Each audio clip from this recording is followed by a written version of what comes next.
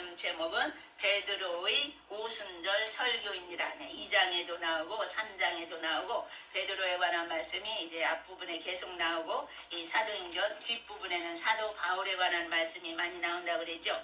이제 이 사도행전은 의사였던 누가가 기록했다고 그래서요. 이 누가는 누가복음도 기록했고 사도행전도 기록했어요. 누가복음이 24장으로 되어 있고 사도행전은 28장으로 되어 있어가지고 다 합치니까 52장이나 돼요. 사도 바울이 바울 서신을 기록한 것보다 더 많이 기록한 것이 이 누가가 기록한 거예요. 그러니까 이 누가복음의 역할이 얼마나 많다는 것을 우리가 깨달아야 되겠죠.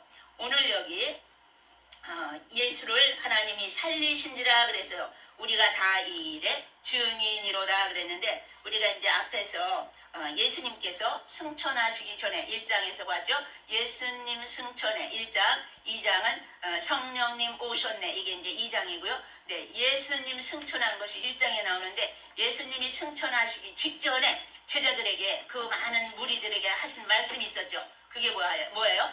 예루살렘을 떠나지 말고 내가 없다고 내가 승천해서 사라졌다고 예루살렘을 떠나지 말라고 부탁을 하신 거예요. 그리고 너희들은 약속하신 것을 기다리라 그랬거든요. 그 약속하신 것이 무엇이라고 그랬어요?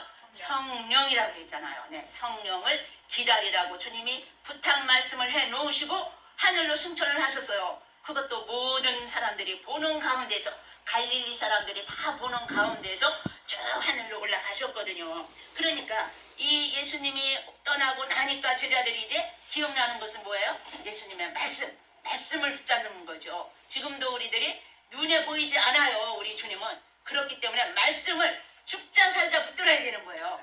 말씀밖에 다른 것은 없다는 거죠. 제자들도 그런 심령으로 예수님이 안 계시니까 말씀을 붙잡기 시작했어요. 야, 예수님이 우리에게 뭐라고 했더라? 예루살렘을 떠나지 말라고 그랬지. 그리고 약속하신 것을 기다리라고 그랬지. 그러면서 이제 다락방에 모여가지고 기다리면서 기도하기 시작하는 거예요. 오직 전심을 다해서 하나님 앞에 기도하고 부르짖고 간구했던 거죠. 그때 이제 2장 2절에 보니까 호련히 하늘로부터 급하고 강한 바람 같은 소리가 온 집에 있다고 가득했다고 그래서요. 그리고 마치 불의 혀처럼 갈라지는 것들이 그들에게 보여 각 사람 위에 하나씩 임하여 있더니 그들이 다 성령의 충만함을 받고 성령이 말하게 하심을 따라 다른 언어들로 말하기를 시작하니라 그랬죠. 그러니까 성령의 역사가 오순절날 드디어 일어났던 거죠. 그러니까 예수님이 부활 승천하시고 열흘 만에 그러니까 40일 동안 순간순간 예수님이 나타나셨어요. 길 가던 제자들에게도 또 여인들에게도 또 모여있던 이 제자들에게도 순간순간 10번 정도 나타나셨는데 그리고는 하늘로 승천하시고 나서 열흘 동안 그들이 다락방에서 열심히 기도할 때에 이날 오순절날 성령이 충만하게 이들에게 부어졌던 거예요.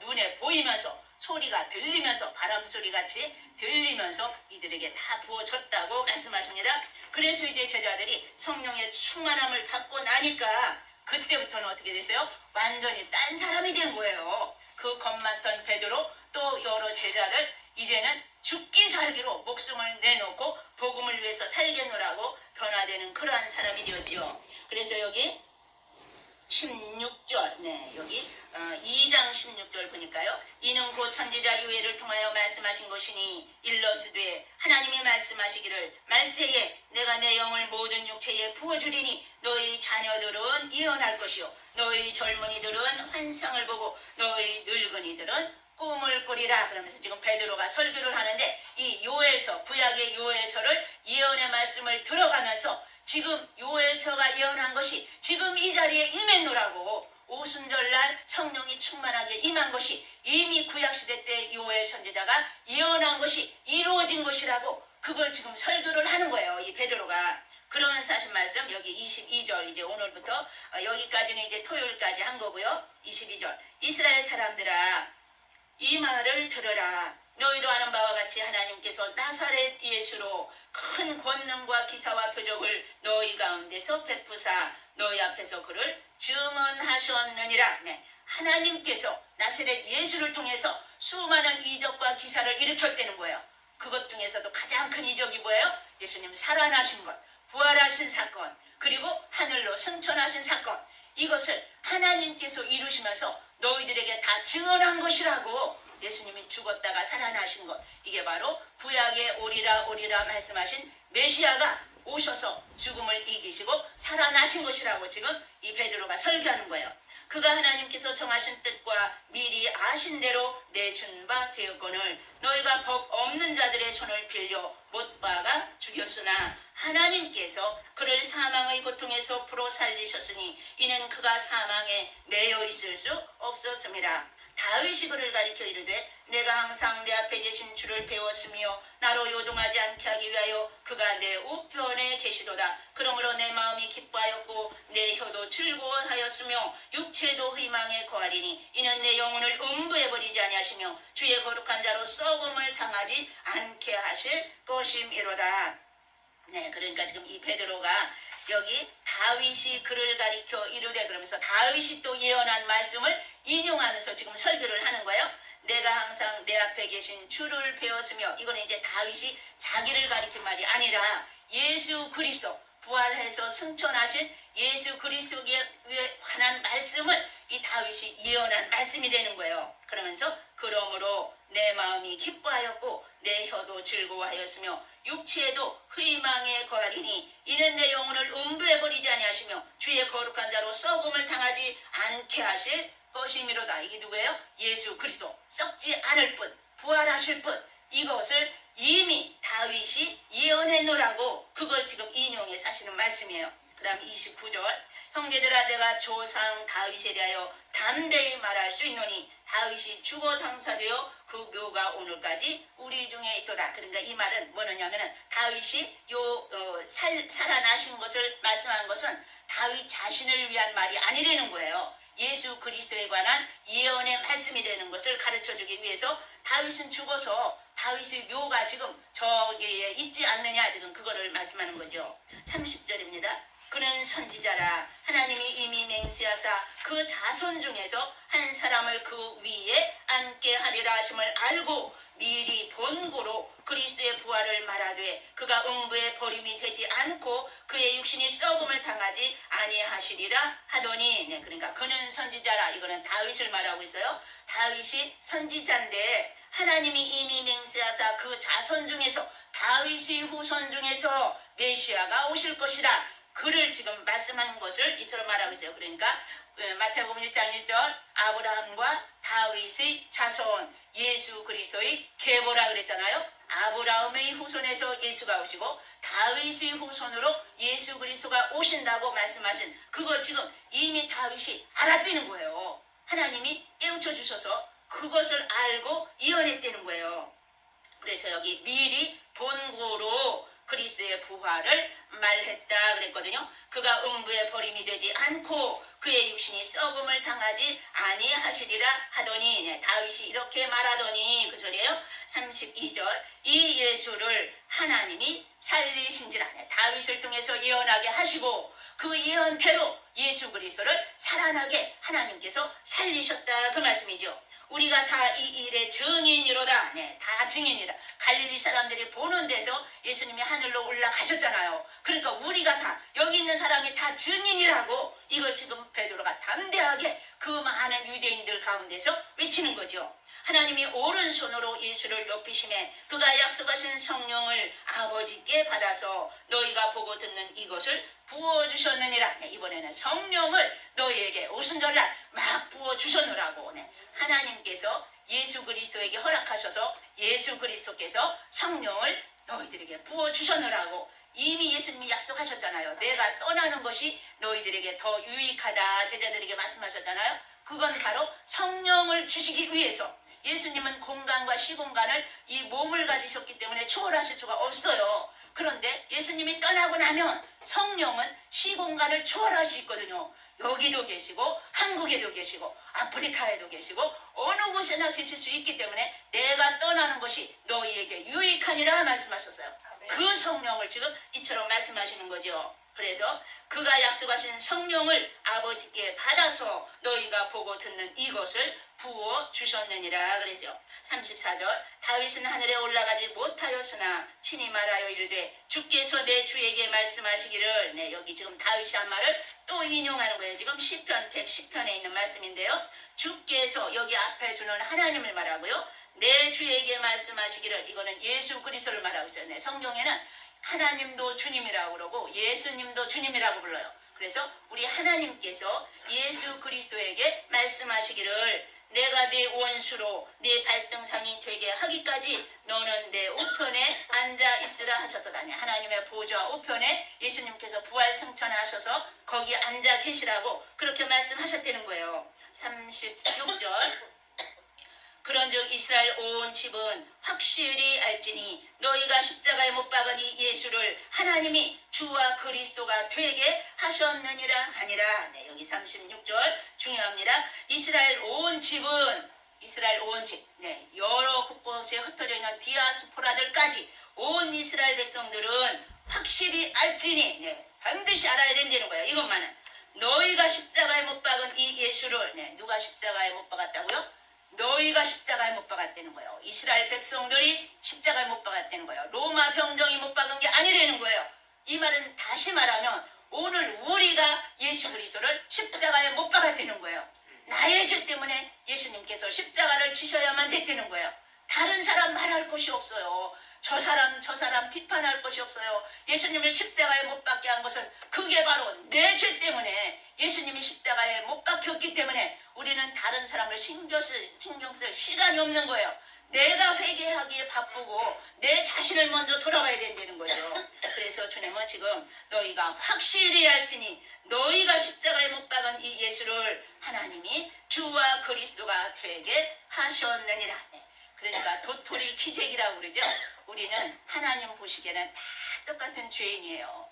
남을 욕할 것도 없고 남을 비판할 것도 없어요. 하나님 앞에서 내 자신만 회개하기에 최선을 다한다면 우리를 보는 모든 자들은 우리가 빛의 사명을 다 감당하기 때문에 우리는 세상의 빛과 소금이 되어서 우리를 보는 자들로 하여금 예수 그리스도 앞에 나올 수 있도록 있게 된다는 거죠.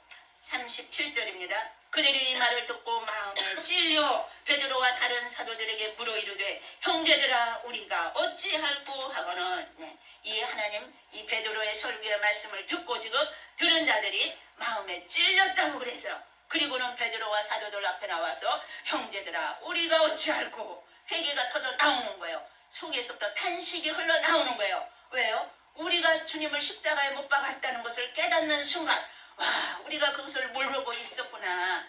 저 로마 병정이 예수님을 죽인 줄 알았더니 그게 바로 나였구나. 나 때문에 예수님이 십자가를 지셨구나. 이걸 깨닫는 순간 형제들아 우리가 어찌할꼬 하면서 통에 자복했던 이러한 모습이죠. 38절입니다. 베드로가 이르되 너희가 회개하여 각각 예수 그리스도의 이름으로 세례를 받고 죄사함을 받으라. 그리하면 성령의 선물을 받으리니. 네, 첫 번째 그럼 어떻게 해야 된다고요? 회개하라고 말씀하십니다. 네, 주님 오실 날 가까워오는 이때예요. 재림하신다 재림하신다 주님 계속 말씀하십니다. 이제 언제 오실지 몰라요. 5년이 남았는지 10년이 남았는지 내일 밤에 주님이 오실는지, 주님 반드시 재림하신다고 약속하셨기 때문에 우리는 철저히 회개하면서 내 죄를 끊임없이 하나님 앞에 토해내면서 회개하라고 주님 지금 말씀하십니다. 너희가 회개하여 각각 예수 그리스도의 이름으로 세례를 받고 죄사함을 받으라. 그리하면 성령의 선물을 받으리니. 회개한 자에게만 성령을 부어주신다는 거예요. 회개하지 않고 아무리 기도해도 성령을 받을 수가 없는 거예요. 그래서 먼저 우리가 해야 될 일은 주님 앞에 회개하면서 기도할 때에 그때 주님은 성령을 부어주신다는 거죠. 39절입니다. 이 약속은 너희와 너희 자녀와 모든 먼 데 사람 곧 주 우리 하나님이 얼마든지 부르시는 자들에게 하신 것이라. 네, 이 성령을 부어주시리라는 약속은 먼 데 사람이라고 했어요. 이건 이방, 열방, 온 세상 사람들 누구에게든지 구하기만 하면, 회개하고 부르짖기만 하면 주님은 얼마든지 부어주신다는 거예요. 그래서 오늘날 우리가 해야 될 일은 첫 번째가 성령을 사모하는 거죠. 회개하고 성령을 사모해서 부르짖으려는 거예요. 여기 있는 이 이스라엘 백성들, 이 예수님의 제자들, 갈릴리 사람들 며칠 동안 기도해서요? 열흘 동안. 네, 성령 받고 싶으면 최소한도 열흘은 이처럼 부르짖어 보려는 거예요. 그럼 이처럼 간절히 사모하는 자에게 주님은 반드시 주신다고 약속하고 있습니다.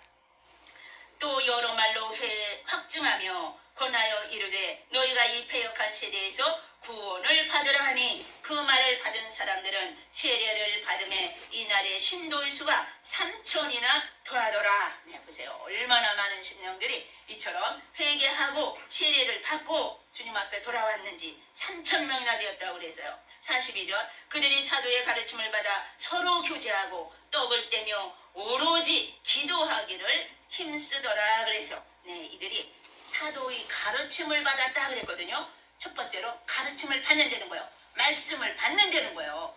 은혜를 사모하고 말씀을 받고 그 다음에는 교제하고 네, 서로 교제가 있다는 거예요. 성도들끼리 깊은 교제가 있다는 거죠.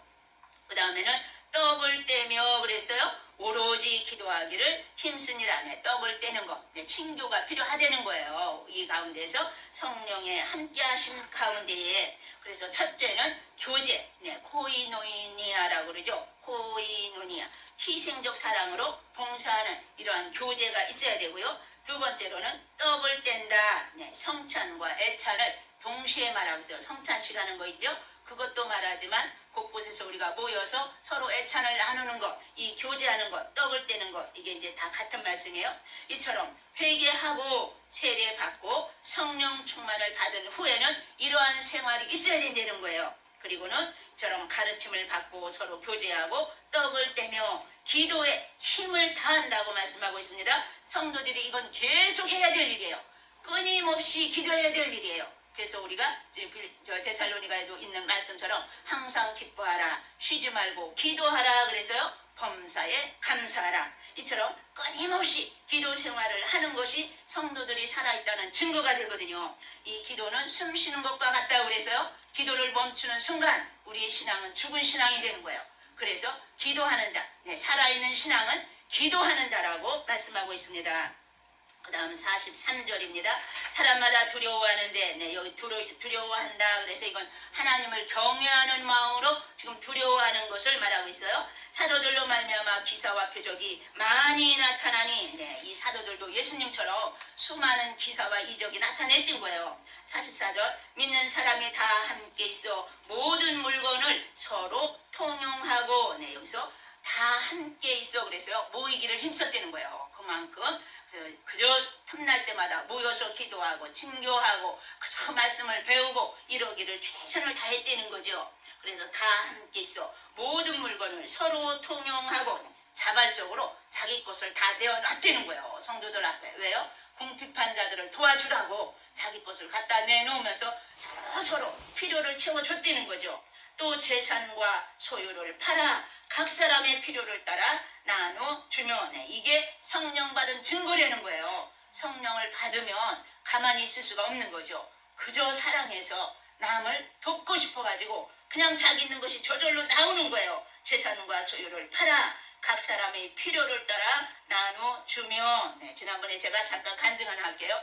꿈에 어느 선교사님이 딱 보이는 거예요. 근데 선교사님이 고개를 푹 숙이고 뒷짐을 지고는 왔다 갔다 하시는 거예요. 마당에서. 그런데 이제 어느 집사님이 제 옆에 계시더라고요. 집사님 빨리 저 선교사님 식사를 챙겨드려야 저 선교사님이 일하러 가실 것 같아요. 그렇게 꿈을 딱 꾸고는 꿈에서 깼어요. 이게 무슨 말씀일까. 그러고 이제 기도를 하다가 하나님이 그 선교사를 도우라고 하시는 말씀이구나. 그래서 이제 그 집사님한테 전화를 했어요. 집사님, 내가 집사님 꿈을 꿨는데 이 집사님이 그 선교사님 계신 데서 나랑 같이 이렇게 있는데 이렇게 내가 집사님한테 저 선교사님을 빨리 밥을 해드려야 저 선교사님이 일하러 가실 것 같다고 그러면서 집사님을 깨웠다고. 그랬더니 이 집사님이 내가 그분한테 500불 보내드릴게요. 선뜻 그러시는 거예요. 얼마나 감사한지. 그래서 그러면 저도 얼마 하겠다고. 그래가지고 이제 같이 하고 또 이제 기도하는 수요일날 기도하러 오시는 우리 권사님 계세요. 그분한테도 또 이제 말씀을 드려도 나도 그분한테 선교비로 얼마 드리겠다고. 그러더니 금방 1000불이 넘어가지고는 선교비가 모아져서 그래서 이제 그분한테 보내드렸죠. 하나님은 이렇게 꼭 필요할 때마다 하나님께서 보여주시고 가르쳐주시고 우리는 순종만 하면 돼요. 네. 하나님 앞에 순종만 하면 하나님은 기쁘시게 여러분들 통해서 하나님의 일들을 계속 확장해 나가실 줄 믿습니다. 여기 46절 날마다 마음을 같이하여 성전에 모이기를 힘쓰고 집에서 떡을 떼며 기쁨과 순전한 마음으로 음식을 먹고 그랬어요. 날마다 마음을 같이 했다고 한 마음이 되었다는 거예요. 성전에 모이기를 힘썼다고 그래서요. 또 집에서도 떡을 떼며 기쁨과 순전한 마음으로 음식을 먹고 하나님을 찬미하며 또 온 백성에게 칭송을 받으니 주께서 구원받는 사람을 날마다 더하게 하시냐네. 그러니까 성도들이 성령이 충만하면 어떻게 해요? 세상 사람들한테 칭송을 받는다고 그랬어요. 칭찬을 받게 된다는 거예요. 이게 바로 빛과 소금의 사명을 감당하는 거잖아요. 그러니까 하나님께서 날마다 믿는 사람들을 더하도록 교회가 부흥되도록 하나님이 역사를 하신다는 거예요. 이게 성령의 역사가 있을 때만이 교회가 부흥된다고 주님은 말씀하시는 거죠. 우리 인간의 수단과 방법으로 아무리 교회를 부흥시키려고 해도 인간의 지식에는 한계가 있고요. 인간의 수단과 방법으로는 될 수 없다는 것을 주님 말씀하십니다. 오직 교회의 부흥은 성령의 충만이 있다는 거예요. 그래서 여러분들 각자 한 분 한 분이 기도하며 매달리며 성령의 충만을 먼저 받으시려는 거죠. 그때만이 하나님께서 여러분에게 말씀을 주시고 꿈으로도 역사하시고 예언도 하게 하시고 환상도 보여주시면서 하나님의 일을 날마다 이루어 가시는 것을 체험하실 줄 믿습니다. 기도하겠습니다.